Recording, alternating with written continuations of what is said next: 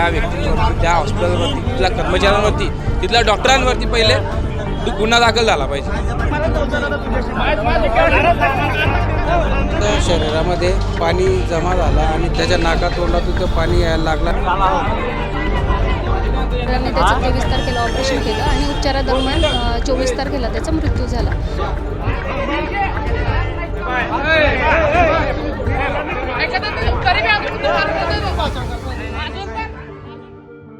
जळगाव जिल्ह्यातून एक धक्कादायक बातमी समोर येते.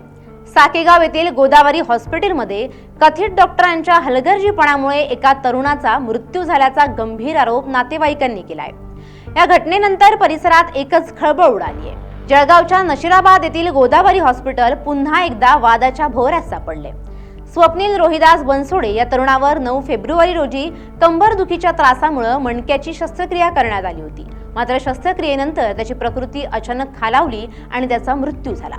मृत तरुणाच्या नातेवाईकांनी गंभीर आरोप करत सांगितलं की कोणतीही आवश्यक तपासणी जसे की एक्स-रे किंवा MRI न करता थेट शस्त्रक्रिया करण्यात आली. एवढंच नव्हे तर रुग्णाची प्रकृती विचारल्यानंतर डॉक्टरांकडून गुगलवर सर्च करा असं उर्मट उत्तर देण्यात आल्याचा आरोपही करण्यात आलाय. याशिवाय रुग्णाची वैद्यकीय फाईल देण्यास टाळाटाळ करण्यात आली आणि व्हेंटिलेटरवर ठेवल्यानंतर काही वेळातच मृत्यू घोषित करण्यात आल्याने उपचारांबाबत संशय अधिकच गडद झालाय.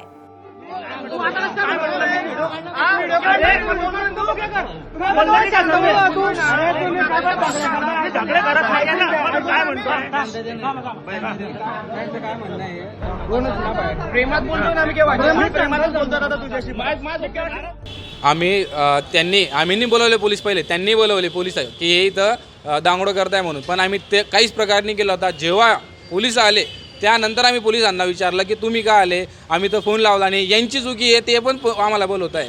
मग त्या मॅडमांनी आम्हाला तिथं समजवलं आणि नोंद केली तिथे. आणि जेव्हा हे होईल म्हणे पोस्टमॉर्टम येईल तेव्हा आम्ही पक्की FIR दाखल करेल म्हणे.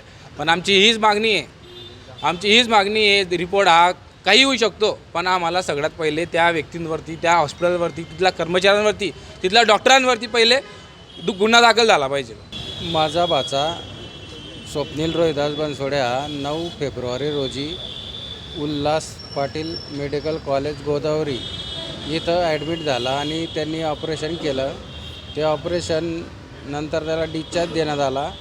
डिस्चार्ज नंतर तो परत टाके काढायला जेव्हा गेला तिथं त्याला जिथं ऑपरेशन झालं तिथं पल्स झालेला होता आणि त्या पल्स झाल्यामुळे त्यांनी सांगितलं की बुवा हे जे ऑपरेशन झालेलं आहे हे फेल झालेलं आहे म्हणे, तुम्हाला परत ऑपरेशन करावं लागेल.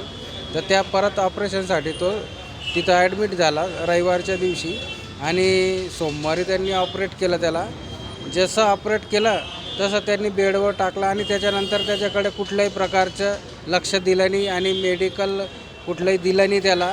आणि त्याच्यामुळे त्याच्या शरीरामध्ये ते पाणी जमा झालं आणि त्याच्यामुळे पाणी जमा झाल्यामुळे त्याच्या नाकातोंडातून ते पाणी यायला लागलं आणि ते किडन्या फेल झाल्या आणि किडन्यांमुळे ते लिव्हरमध्ये पाणी गेलं आणि त्याला श्वास घ्यायला तकलीफ व्हायला लागली. त्याचा पूर्ण चेहरा सुजून गेलेला होता. आम्ही जेव्हा तिथं गेलो आणि आम्ही जेव्हा डॉक्टरांना सांगितलं की बुवा हे काय चालू आहे तुम्ही बघता का नाही, तर म्हणे आम्हाला समजतं का, तुम्हाला जास्ती समजतं म्हणे. आम्ही डॉक्टर आहे, बरोबर आहे, ओके, कंडिशन, काही टेन्शन घेऊ नका. मग आम्ही थोडा तिथं त्यांना जाब विचारायचा प्रयत्न केला, कोण तुमचं हेड आहे, कोण काय आहे, जबाबदार व्यक्ती कोण आहे. तेव्हा त्यांनी थोडी हालचाल केली आणि तेव्हा त्याच्याकडे लक्ष दिलं तर ते तोपर्यंत तो सिरियस होऊन गेलेला होता आणि सिरियस झाल्यामुळे त्यांच्या हाताबाहेर केस गेली. तेव्हा ते आम्हाला सांगायला लागलं का तुमचं पेशंट तुम्ही इथून घेऊन जाऊ शकता, काही करू शकता, व्हेंटी आम्ही लावलेली आहे, तुम्ही सांगाल तर आम्ही व्हेंटी काढू, जर का तुम्ही नाही सांगाल तर आम्ही व्हेंटी अजून राहू देऊ. आम्ही त्यांना जाब विचारत होतो की बुवा व्हेंटी का काढणार तुम्ही, आम्ही जोपर्यंत सांगत नाही म्हणे तुम्ही सांगा तो असाही गेलेला आहे, असं उडवाउडीचे उत्तर दिले. आम्ही त्यांना विचारत होतो तर आम्हाला सांगत होतं गुगल सर्च करा म्हणे, तुम्ही गुगलवर सर्व माहिती मिळते म्हणे, तुम्ही त्याने आम्हाला काय विचारताय, असं आम्हाला उडवाउडीचे उत्तर देत होते.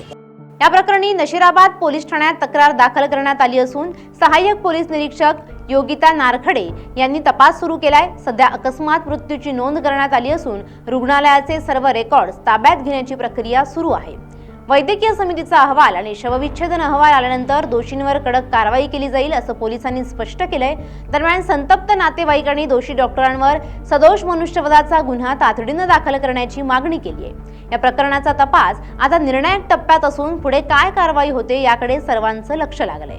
स्वप्नील रोहिदास बनसोडे हा त्याचं 9 तारखेला ऑपरेशन झालं होतं, 9 फेब्रुवारीला स्पाईनचं। त्याला परत त्रास होऊ लागल्यामुळे तो 17 तारखेला परत ॲडमिट झाला, 17/3/26ला। नंतर डॉक्टरांनी त्याचं 23 तारखेला ऑपरेशन केलं आणि उपचारादरम्यान 24 तारखेला त्याचा मृत्यू झाला। तरी तक्रारदार मयताचे जे भाऊ आहेत शुभम बनसोडे, त्यांनी आपल्याकडे तक्रारी अर्ज केलेला आहे की डॉक्टरांच्या हलगर्जीपणामुळे त्याचा मृत्यू झालेला आहे।